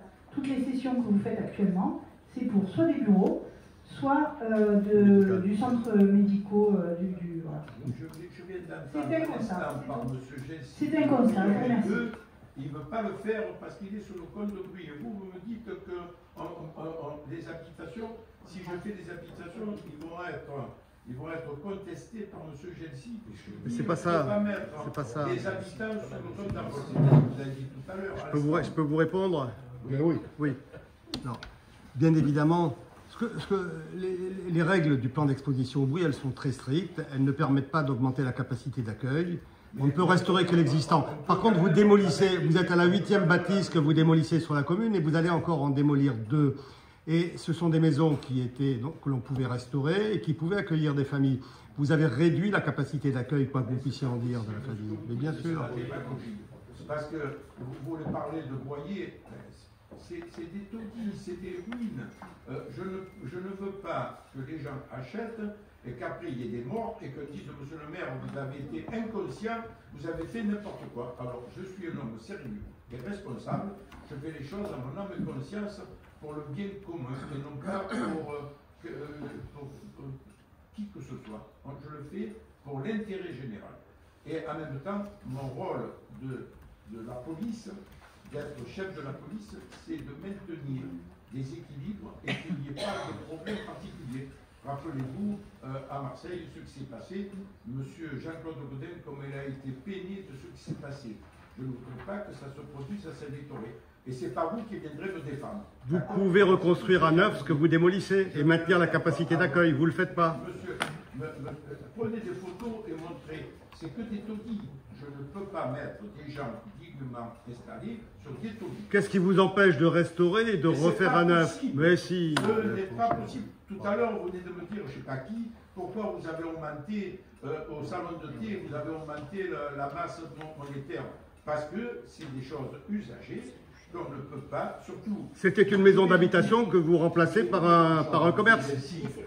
Comme je vois que vous n'êtes pas au fait des problèmes, à côté, il y a monsieur Serra. Il veut partir parce que sa maison est en train de partir à la rivière. C'est ce qu'il m'a dit. Voilà. Posez-lui la question si vous ne me croyez pas. Ce monsieur, il veut partir. Et pourtant, il y a 2 ans, 3 ans qu'il a acheté. Il s'est aperçu que sa maison est en train de partir. Donc, qu'est-ce qu'il fait? Il descend là. Et il demande à la mairie si je ne veux pas acheter. Parce que qui va acheter une maison qui est en train de partir? Il faut alors faire tout pour.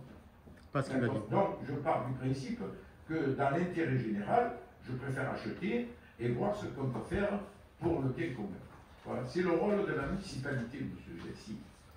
C'est rien d'autre. C'est aménager le territoire dans de bonnes conditions et avec sérieux. Voilà. Donc je vais le soumettre à votre approbation, ceux qui sont pour, ceux qui s'abstiennent et ceux qui votent contre. Alors qui c'est qui vote contre? 2, Monsieur Lamarck et M. Gelsi. Très bien.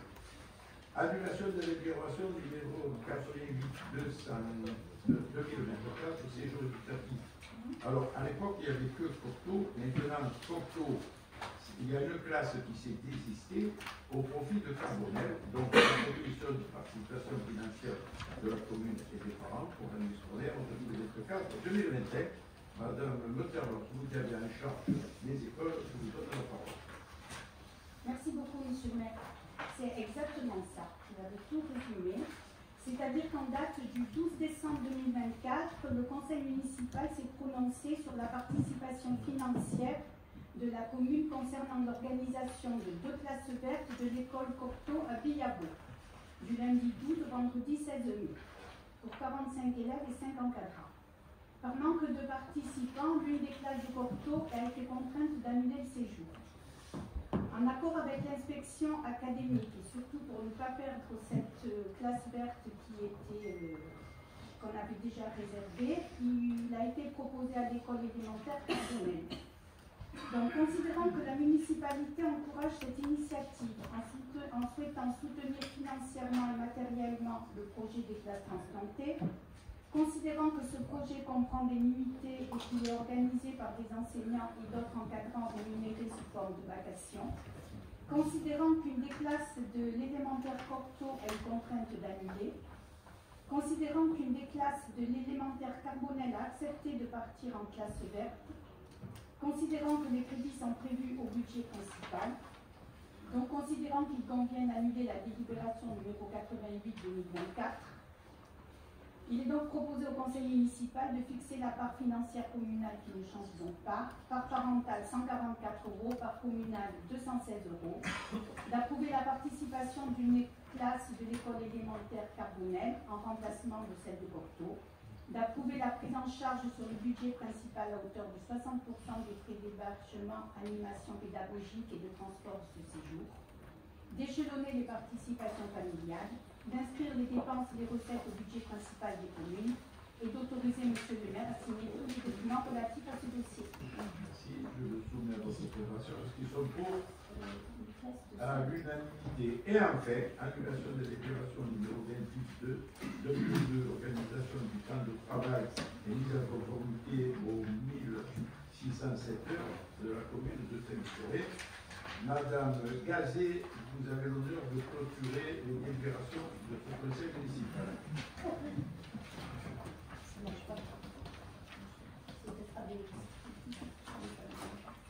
Merci, monsieur le maire. Alors, en effet, il s'agit de l'annulation d'une délibération et de l'organisation du temps de travail, la mise en conformité aux 1607 heures de la commune de Saint-Victoré. Depuis en date du 28 mars 2002, par délibération 28-2002, le conseil municipal a acté la durée hebdomadaire du temps de travail à 35 heures pour le personnel communal, soit une durée annuelle de 1600 heures. Cependant, la loi du 30 juin 2004, votée à la suite de la canicule de l'été 2003, a instauré une journée de solidarité qui prend forme d'une journée supplémentaire de travail non rémunéré, ce qui portait à 1607 heures la durée annuelle du temps de travail.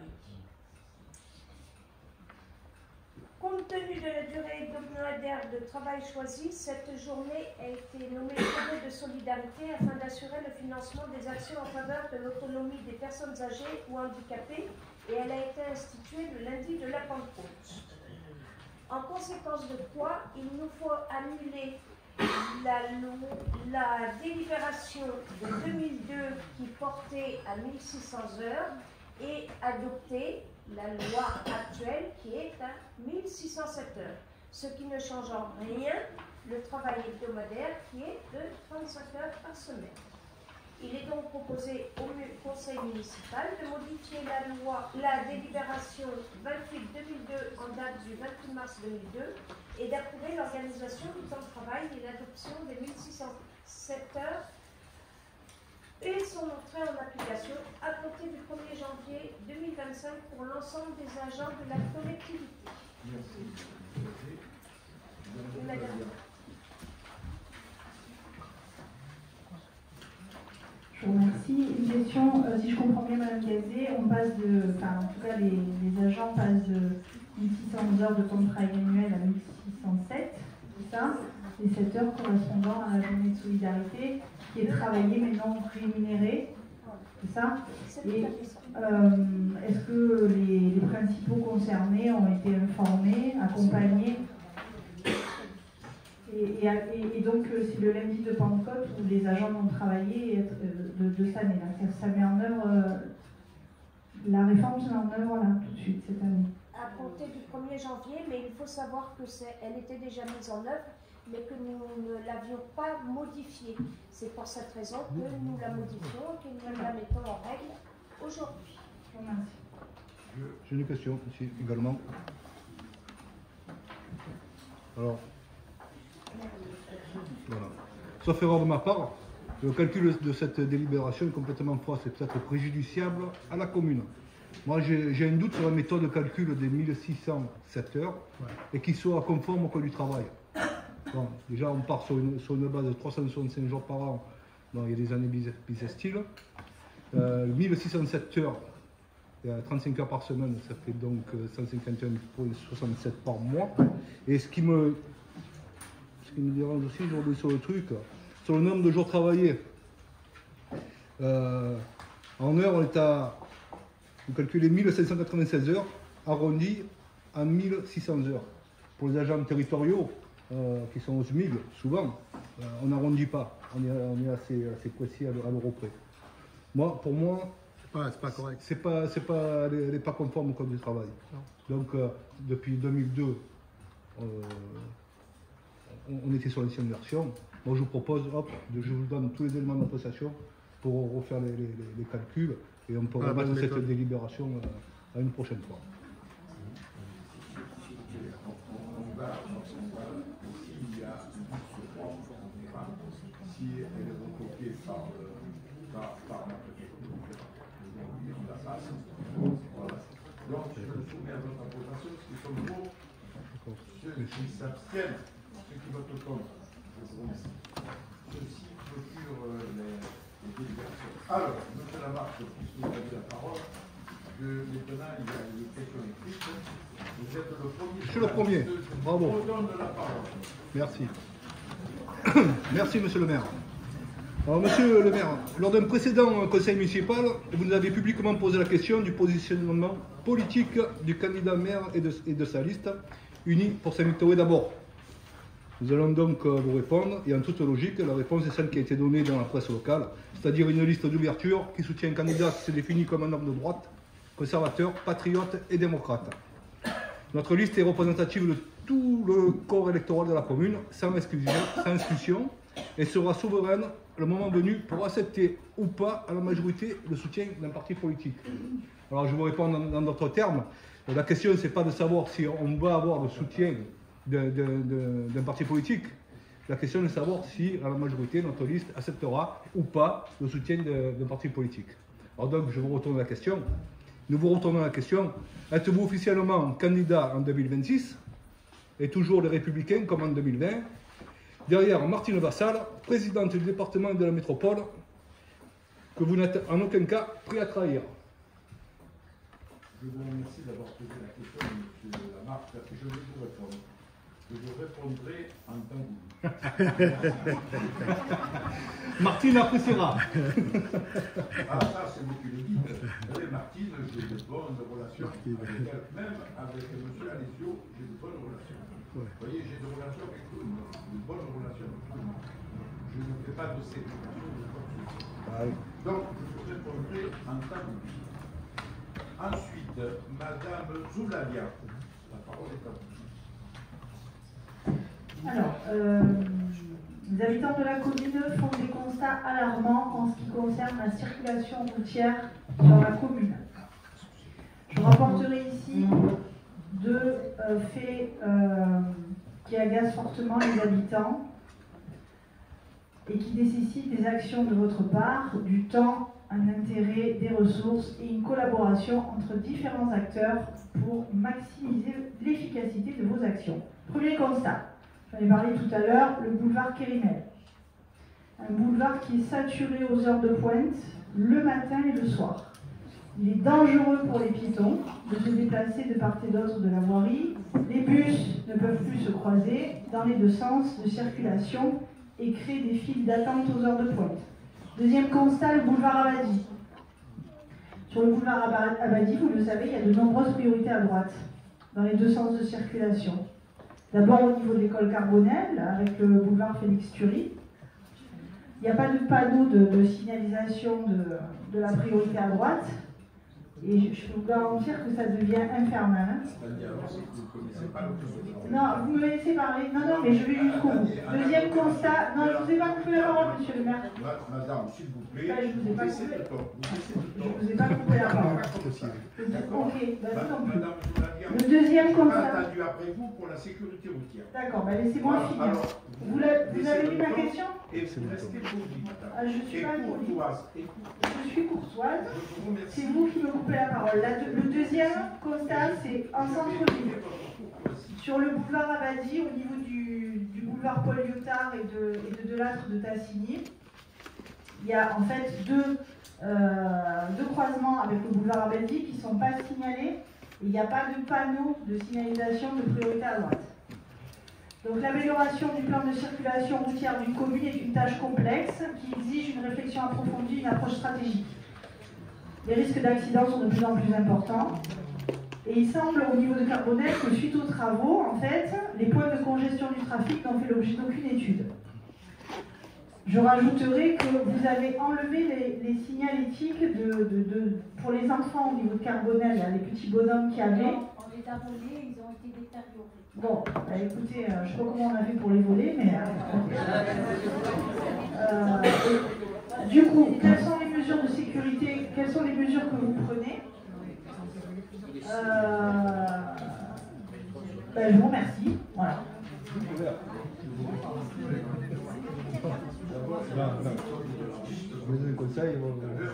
En agglomération, la priorité au profit de la droite.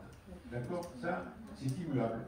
Si on met des panneaux supplémentaires, c'est pour bien prévenir. Mais dans le code de la route, en agglomération, toute nationale et départementale perd la priorité au profit de la droite. C'est immuable. Ça, c'est un premier point. Ensuite, on a mis des radars pédagogiques indiquant les vitesses. On en a mis partout dans ces littorés, y compris au boulevard. Ensuite, on a mis des ralentisseurs un peu partout. Vous savez que les ralentisseurs, il y a 50% de courses d'usagers et il y a 50% de contrôle. Donc, on essaie de faire un juste milieu pour tout le monde. Et ensuite, on fait en sorte que les routes soient, en fait, quand vous parlez du boulevard Abadi, il a été refait de A à Z. Avec le concours de la métropole, vous savez qu'on a perdu le pouvoir des routes depuis 2002. Et malgré ce, je pense que ce boulevard, il fait référence en tant que pratique, en tant que sécurité, en tant que paysagiste. C'est quelque chose de beau, de magnifique. On a fait ce qu'il fallait. Pour le reste, madame, c'est pas plus accidentogène qu'ailleurs, c'est Nicolas. Je pense que on n'est pas sur le tableau des mauvais élèves ou quoi que ce soit. Dans tous les domaines, pas que la sécurité routière, dans tous les domaines, on peut dire qu'on est dans le tableau de félicitations. Voilà ce que j'avais à vous dire. Pour le reste, les figurines qui ont été volées, on a tout fait pour les conserver. Et on arrête d'en mettre. C'est dommage parce que ça faisait plaisir aux enfants, ça donnait de la pédagogie, ça a donné aussi aux usagers du automobile de ralentir parce qu'ils voyaient Zoé et Arthur. Aujourd'hui, alors on se propose de mettre des crayons un peu verticaux qui peut-être arrêteront aux vandales de les détruire. On a tout essayé, on a même mis du béton à l'intérieur, ils nous les ont volés, ils nous les ont cassés. Au même titre que le vandalisme, malheureusement, bien en dehors de ces littorés, on ne peut pas monter des murs pour interdire les gens de passer sur ces littorés. On peut que le déplorer comme voilà, tout simplement. Ensuite, monsieur Delespol, vous m'avez posé une question. Le micro, monsieur le maire. Oui, monsieur le maire. Avec Sabine ici présente, on est à la rencontre des Saint-Victoriens et on a une question à vous poser. Aujourd'hui, les Saint-Victoriens ou une association souhaitent organiser un événement sur la commune, animation, anniversaire, cousinat, baptême dans un lieu public ou une salle municipale. Certains ne savent pas comment faire. Donc ils voudraient savoir les démarches qu'il faut faire exactement. Y a-t-il un délai à respecter et quel est le temps de réponse de votre part? mais ne vous répondez pas. Vous savez, pour répondre à M. Delespol, vous savez, tout ce qu'on fait à Saint-Nicolas, c'est réfléchi, c'est calculé, ce n'est pas fait à l'emporte-pièce. On est des gens sérieux ici autour de cette table pour qu'on donne des. Je vous donne un exemple. Il y a sur la place du Canadair une personne qui n'est pas forcément de la majorité municipale. Elle m'a demandé un vide-grenier que j'ai accepté. Et pourtant, je pense que c'est un vide-grenier qui peut faire plaisir à certaines personnes qui sont un peu qui ont besoin pour essayer d'arrondir les angles et de prendre certaines choses qui resteraient dans les greniers. Et cette personne, que je ne citerai pas le nom, mais tout le monde le connaît, sur cette place, où j'ai donné l'autorisation de le faire. Je vais le faire, je crois, au mois d'avril ou au mois de mai. Après-demain. Envoyez, voilà. Et même cette dame m'invite aussi à participer. Je pense que si j'y vais, je demanderai à ceux qui le nous invitent également. Dans le cadre de la démocratie. Ma question, voilà. C'est pas ça, monsieur le maire. Monsieur Delespol. Et enfin, monsieur Gelsi. Oui. Merci. C'est du pagnol.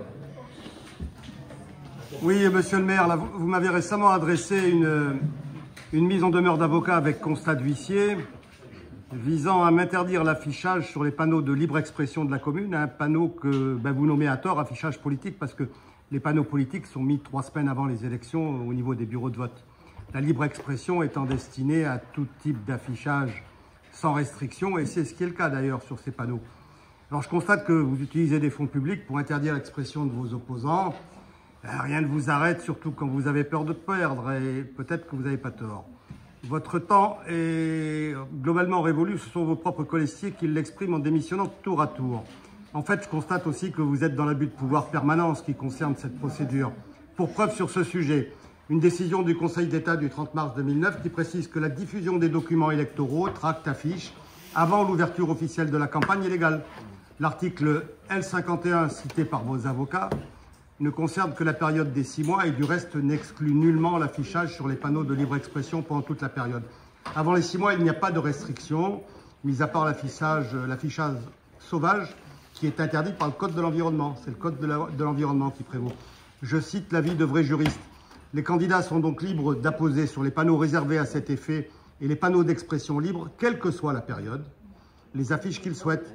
Le maire ne peut exercer aucune censure ou enlèvement sur ces panneaux, pas plus qu'il ne peut exercer de pouvoir sur le contenu des affiches. Il ne lui appartient pas, en faisant un usage illégal de son pouvoir de police générale, ce que vous avez fait, d'interdire la position sur les emplacements prévus à cet effet. Si de surcroît un tel retrait était effectué par un maire par ailleurs candidat, 5 sanctions cumulables lui seraient applicables. En premier lieu, un risque d'annulation de l'élection, puisqu'il aura fait obstacle à la liberté d'expression, des conséquences de droit commun et une peine d'amende. Nous souhaitons donc avoir le montant des frais d'huissier et d'avocat que vous avez engagés dans cette lamentable procédure, monsieur le maire. Combien ça vous a coûté? Combien ça a coûté aux contribuables? Alors, monsieur Gelsi, ouais. Je vais vous répondre. Je précise que cette procédure a été initiée dans le cadre du pouvoir de police de monsieur le maire, ouais. afin de faire constater et faire cesser une infraction du code électoral relevant de votre fait. Oui, l'infraction du code électoral. Donc, monsieur Gelsi a souligné que vous êtes à l'origine de ces dépenses engagées par la collectivité ouais. dans cette affaire. C'est le code de l'environnement. Mais ce n'est pas le code électoral, c'est le code de l'environnement. On termine notre conseil municipal de Saint-Victoré. Mesdames et messieurs, je vous remercie. Oui. Attends. Oui. Alors, monsieur Gelsi, vous venez de dire que les colistiers se sont manifestés, mais vous venez de le dire maintenant dans votre rapport. Par contre, monsieur Gelsi, il ne faut pas généraliser. Si vous avez des noms, vous les dites, sinon vous ne généralisez pas les colistiers. Je me sens concerné, ça ne me plaît pas. Je ne vous ai pas cité. On ne vous a pas cité, madame. Mais je peux vous donner des noms. Hein. Après la démission du premier adjoint, démission d'Endorès, démission d'Erdour, démission de Pascal Pasco, démission de Rémi Marette, monsieur Delorcan. Écoutez, monsieur Delorcan n'a pas voulu vous rejoindre. Madame Secret n'a pas voulu vous rejoindre. Démission de groupe de madame Annette Nivec. Marion Oreille, on l'a pas vu. Monsieur Bourgier, ça fait 3 ans qu'on ne le voit pas. Allez.